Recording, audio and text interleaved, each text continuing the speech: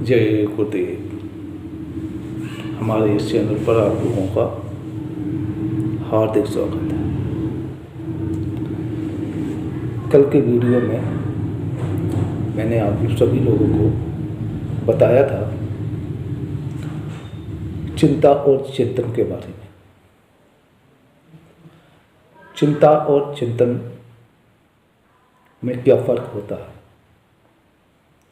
चिंता को कब होती है, कैसे होती है और चिंतन क्या होता है।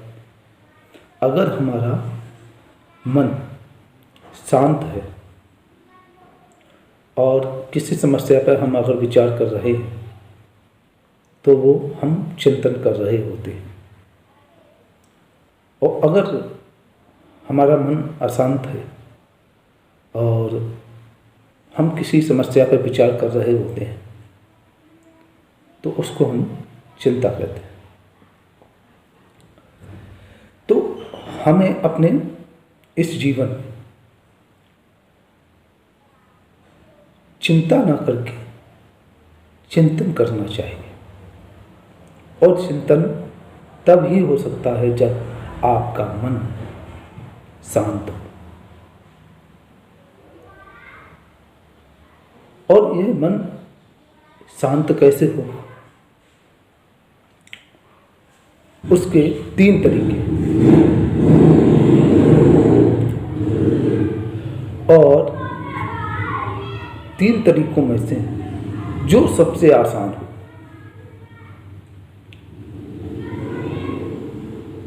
वो तरीका अपनाना चाहिए। तो वो 3 तरीके क्या हैं? बहुत जगह आप लोग चाहते भी होंगे, लोग बताते भी होंगे। तो ध्यान 3 प्रकार का होता है। एक ध्यान वो होता है जैसे किसी चीज़ पे हमने फोकस किया, किसी बिंदु पर।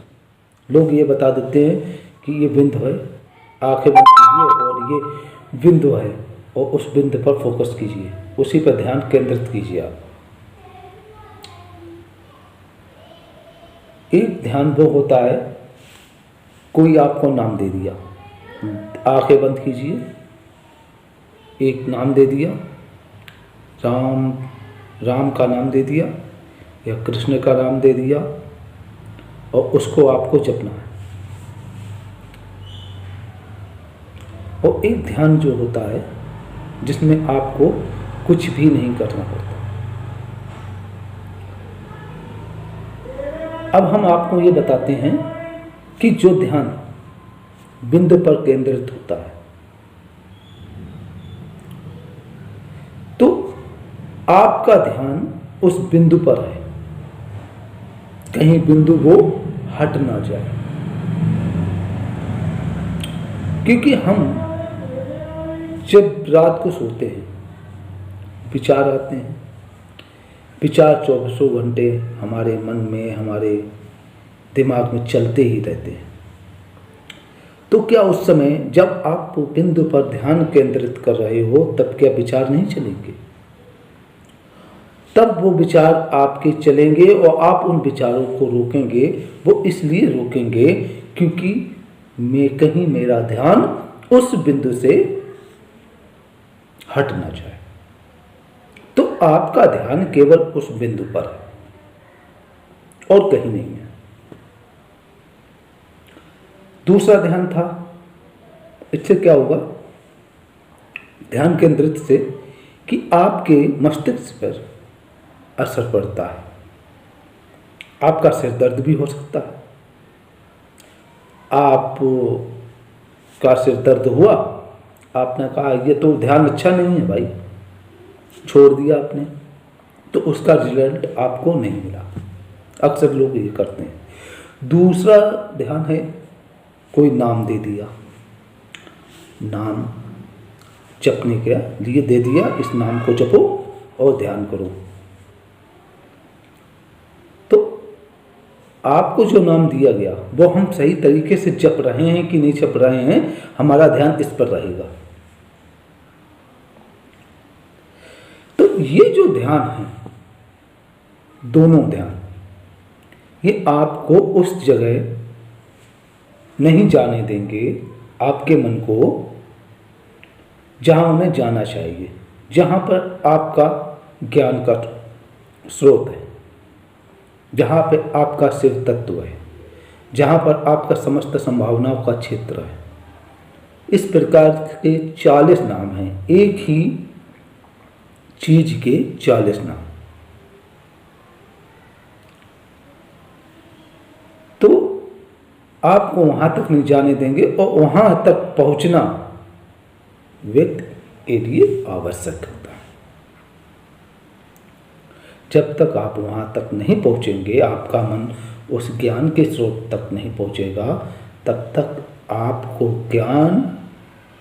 उस ज्ञान को अर्जित नहीं कर पाएंगे, उस आनंद को अर्जित नहीं कर पाएंगे, जिसको प्राप्त करने के लिए आप ये तकनीक, ये ध्यान कर रहे हैं। 6 महीने भी लग सकते हैं, 1 साल भी लग सकता है, 1.5 साल भी लग सकता है, 5 साल भी लग सकता है। इसकी कोई वो नहीं कि आपको मिल ही जाएगा। तो अक्सर लोग ऐसा करते हैं, कोशिश करते हैं ध्यान करने की, तो बीच में छोड़ भी देते हैं, तो उसका वो जो फल मिलना चाहिए वो फल उनको नहीं प्राप्त होता है। सबसे सरल जो ध्यान है वो है भावातीत। भावातीत ध्यान आप सभी लोग जानते हैं कि भगवान जो होते हैं, कोई भी देवता हो, देवी देवता हो, या ईश्वर हो, विष्णु भगवान हो या शिव जी हों, वो भाव के भूखे होते हैं। वो आपके प्रसाद के, आपके धन के भूखे नहीं होते हैं, बल्कि भावों के भूखे होते हैं। ऐसा कहते हैं लोग और होते भी हैं। तो हमें उनको क्या है, ना तो हमें धन अर्पित करना है उनको, और ना ही मुझे कोई प्रसाद और अर्पित करना है। मुझको तो केवल अपने भाव अर्पित करने हैं। और भाव हम कैसे अर्पित कर सकते हैं? कुछ ना करते हुए भी हम अपने भावों को उनको अर्पित कर सकते हैं। तो भावातीत ध्यान है वो ये है कि आपको इसमें कुछ भी नहीं करना पड़ता। अगर आपके विचार आते हैं तो विचार को आने दो, जाने दो, आने दो, जाने दो। आपको डिस्टर्ब नहीं करना, क्योंकि हमें भगवान को प्राप्त नहीं करना है इस समय। क्योंकि हमें वर्तमान में क्या चाहिए? वर्तमान में हमको चाहिए कि मेरा जीवन सफल हो, मेरा जीवन आनंद से कटे, हम इस जीवन को आनंद के साथ में जी सकें। वर्तमान में मुझको ये चाहिए, क्योंकि वर्तमान में मुझको यहाँ पर रहना है। 60 साल, 40 साल, 20 साल रहना है मुझको। तो ये 20 साल या 40 साल या 60 साल मेरे आनंद से गुजर जाएं, मुझे सबसे पहले इस बारे में सोचना। भगवान तो हमको मिलेंगे ही। कब मिलेंगे? जब हम अपने इस जीवन को आनंद के साथ में जी लेंगे, तो भगवान तो हमें मिल ही जाएंगे। तो सबसे पहले हमको ये फोकस करना है कि मेरा ये जीवन आसानी से गुजरे। पिछले वीडियो में कई वीडियो मेरे पड़े हुए हैं, उनको आप देखिएगा तो कुछ बातें और हमने कही हैं वो दोबारा मैं संक्षेप में बता दूंगा आपको इस वीडियो में भी। तो क्या है कि हमारा अंदर ही पूरे ब्रह्मांड का ज्ञान समाहित है, जो चेतन शक्ति है। ये जो आपकी जो चेतना, परम चेतना आई है, परमात्मा की परम चेतना आई है, उसमें से कुछ भाग निकल कर वो चेतन शक्ति का रूप ले लिया। वो चेतन शक्ति इस मानव शरीर में हमारे साथ में है। हम बोल रहे हैं, हम हाथ हिला रहे हैं, हम भोजन कर रहे हैं, हम जो भी कार्य कर रहे हैं वो मेरी चेतन शक्ति कर रही है, ये मेरे शरीर नहीं कर रहा है। शरीर तो एक ढांचा, चेतन शक्ति मेरा काम कर रही है। तो ये जो चेतन शक्ति है, इसी चेतन शक्ति में पूरे ब्रह्मांड का ज्ञान समाहित है। अब हमें उस ज्ञान को प्राप्त करना है, और ज्ञान को प्राप्त हम उसी तरीके से कर सकते हैं ध्यान के द्वारा। और ध्यान कैसा होना चाहिए हमारा? वो होना चाहिए सरल ध्यान हो, और हमको उसके जो रिजल्ट हैं वो मुझको उसके रिजल्ट तुरंत मिलना शुरू हो जाए। स्टेप बाय स्टेप, अगर हम स्टेप बाय स्टेप कोई कार्य करते हैं तो वो ज़्यादा सफल, वो कार्य बहुत जल्दी सफल हो जाता है। अब हम स्टेप बाय स्टेप नहीं कार्य करते हैं तो वो कार्य सफल होता ही नहीं है। तो ये जो भावातीत ध्यान है, आपको स्टेप बाय स्टेप कार्य पूर्ण करता चला जाता है। सबसे पहला मेरा स्टेप क्या होता है कि तनाव को खत्म कर। अगर हम अपने तनाव को खत्म कर देंगे तो क्या होगा? क्रोध खत्म होगा, लोभ खत्म होगा, मोह खत्म होगा, और मेरी बौद्धिक क्षमताएं बढ़ेगी। मेरा क्या होगा? शक्तिशाली बनेगा। और जब मन शक्तिशाली बनेगा तो हमारा माइंड भी शक्तिशाली बनेगा। जो हमारे विचार आएंगे वो शक्तिशाली विचार आएंगे, जिनमें कुछ बात दम हो। कहते नहीं है कि बात में दम होना चाहिए, इंसान की बात में दम होना चाहिए। तो जब तक आपके विचारों में दम नहीं होगा, जब तक आपके विचार शक्तिशाली नहीं होंगे, तब तक तो आप कुछ भी कर ही नहीं सकते। शक्तिशाली काम कोई कर ही नहीं सकते, क्योंकि मनुष्य के लिए कुछ भी असंभव नहीं है। तो भावातीत ध्यान आपके तनाव को खत्म करता है। जब तनाव खत्म हो जाते हैं तो वहाँ से विचार, शक्तिशाली विचार आते हैं। जब शक्तिशाली विचार जैसे ही मन से जुड़ते हैं, मन से संपर्क करते हैं, तो मन ऑटोमेटिक शक्तिशाली हो जाता है। जब आपका मन शक्तिशाली होगा तो आपका दिमाग भी शक्तिशाली होगा। जब दिमाग भी शक्तिशाली होगा और शक्तिशाली विचार होंगे तो आप उन विचारों को ही अपनी भौतिक जगत की क्रिया, जो कार्य होते हैं, वो विचारों के माध्यम से ही करते हैं। तो वो जब आप कार्य करेंगे तो वो आपके कार्य भी कैसे होंगे? शक्तिशाली होंगे, क्योंकि वो विचार भी शक्तिशाली था तो कार्य तो शक्तिशाली होंगे ही होंगे।